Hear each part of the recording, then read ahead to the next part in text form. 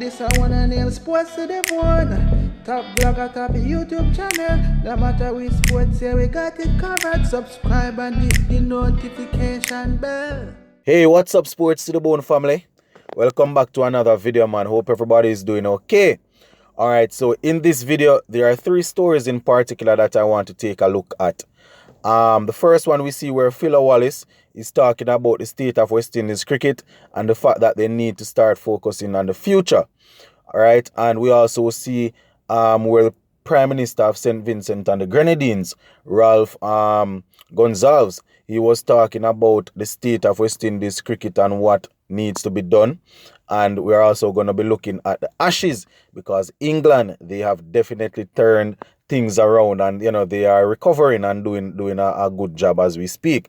But before we go down into these stories, just going to ask you, if you are new to the channel and you have not yet subscribed, please consider hitting that subscribe button, turning on the post notification bell so you can be notified once we upload a video.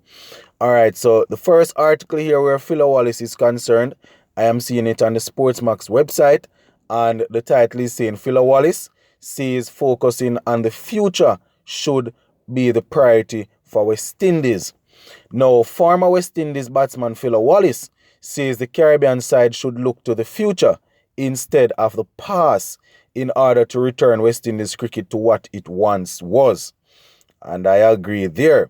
Now, Wallace speaking on the Mason and Guest radio show, and that we know goes on in Barbados, and he came on Tuesday. He said the process of transformation should begin with rallying around Nicholas Pooran and Shea Hope. This yes, my viewers and subscribers, the stand-in captains for the upcoming limited overs tour for of Pakistan. So apparently he's backing Pooran and Hope to do this. Now, Pooran has been selected to captain the T20 side, while Hope will captain the ODI team after the regular white ball captain Kieran Pollard was ruled out of the tour with injury.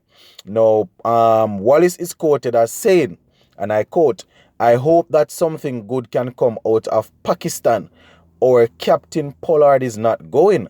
The selectors have decided that they are going to try two young men, right? We want them to rally around these young men," said Wallace. Now, the former Barbados and West Indies opening batsman also reiterated that the future has to be the focus of West Indies cricket to progress. Once again, he's quoted as saying, "We have to start looking at our future in cricket.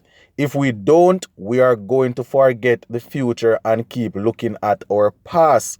We have to aim our structure going forward. I know a lot of former cricketers don't speak about it, but I know they are hurt," he said. Right? At the end of, end quote, at the end of the day, he continues and say, at the end of the day, all cricket lovers in the Caribbean want something, according to Wallace. And his final quotation is quoted as saying, "We all have the same desire to see this great West Indies cricket product rise again, but it can only rise if we in the Caribbean help lift it." Right? Those who have ideas need to come forward. There's no secret about it. We are struggling, said Wallace. So clearly Wallace, being an outspoken man, once again, you know, letting people know what he thinks about this current crop of cricketers that we have. Also trying to let the former players that might have some idea, let them know that they need to see if they can come forward and come and give a helping hand. Right? He's saying that a couple of the players, former players, he know that they are hurt, but they might not be saying it. You understand? You know, so it doesn't look good, is basically what he's saying. And whoever have idea and can come forward, they need to come forward. So that is what Mr. Wallace is saying. So yeah, man, we're gonna move on to the next story. Right? The next story is posted on the I think it is called the Starbroke News. Yeah, man, and it is talking about the Prime Minister of St. Vincent and Grenadines, Ralph Gonzalez. Yeah, he's talking about West Indies cricket, And the title of this article that I'm going to be sharing a couple of things from says cricket in crisis, says Prime Minister, right? It starts out by saying the St. Vincent and Grenadines Prime Minister, Dr. Ralph Gonzalez, said recently that West Indies cricket is currently in a crisis, right? And we know politicians like to dibble and dabble in our cricket, so let us hear what he's saying. Now, Gonzalez, while appearing on the Mason and Guest radio program on Tuesday night, explained that it was based on the performances of the regional sides in recent times. Right? He goes on and he's quoted as saying, I think on the basis of performances in the recent World Cup and in poor outcome we had in Sri Lanka and the very mediocre, in fact below par performance in the Caribbean in recent times, I think it would be fair to say that the cricket is in a state of crisis. Yeah, man, that is basically what he's saying. The cricket right now is in a state of crisis, and he went on to talk about the fact that the players need to come through and they need to do what they have to do to get the job done. Persons in leadership position, they have to step up and things like that. But we know that when politicians dibble and dabble in the cricket, we can't say that they don't have ulterior motives, and we can't judge and say they have it. But what he's saying is definitely true, right? Whether it is coming from him, whether it is coming from myself or other fans, the cricket is in a crisis, and we definitely need to see CWI step up and sort things out. Because if we continue like this, very soon we will not have test status. My son away, but we might not have test status very soon, and we are actually lightering at the bottom or close to the bottom of the T20 and the ODI rankings. So we see that we are not doing well in any format at all. All right, so we're going to move on to the final story, my viewers. Yesterday we spoke about the Ashes, and Australia, they were in total control. They were 300 and odd, right? I think for about 5. Now, they ended up getting 425. And you guys will remember that England earlier, they had made 147. So Australia went in, they surpassed that. And they got 425 all out, with Travis Head getting a century. Now, England, they are on 220 for 2. So very, very good batting in the second innings there. They are still trailing by 58 runs. So, they're probably going to try and overhaul that and set a good total so that they can maybe, I don't know, this game might be leading to a draw if England continue to bat like this. Because as we speak, Malani is on 80 of 177. Joe Root is on 86 of 158. So these are the two guys that are sort of bringing things back.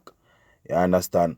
All right, let us take a look at the innings for Australia first. So as I would have indicated yesterday, Warner, he got 94, Harris got 3, Marnus Lamashie got 74, Smith, he got 12, Travis Head was the last man out, he got 152, Green got a first ball duck, Carey, he got 12, Cummins got 12, Mitchell Stark, a well played 35, some beautiful looking straight drives, right? Nathan Lyon got 15, Hazelwood didn't score, he remained not out, you understand? Bowling for England, Mark Woody had 3 wickets. Ollie Robinson had 3 wickets. He bowled extremely well, got the ball to beat the bat and thing. Chris Wokes got 2. Leach, the spinner, he went for a whole lot of runs, 102, but he eventually got a wicket.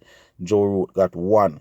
So that is how things worked for Australia. Right? Now, in terms of England's second innings, Hamid, he looked good once again before he was dismissed by Mitchell Stark. Burns, he went to Pat Cummins.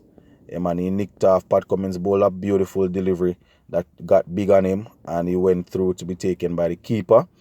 Malan, as I said, he's not out on 80, and Joe Root is there on 86. So those two guys will be looking to push things on. And then, Ben Stokes will be coming in, Ollie Pope, Josh Butler. These guys will be looking to score real quickly or real fast, they are going to be resuming on day 4. So not a lot of time left. So England will be looking to surpass that and try and bat.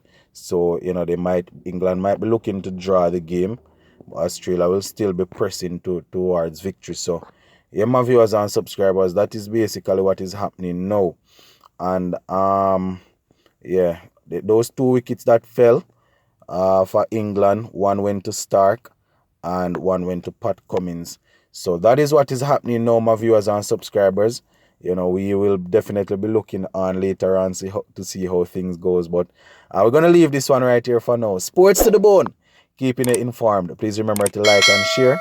Leave us a comment. If you have not yet subscribed, you can go right ahead and subscribe to the channel. I'm out.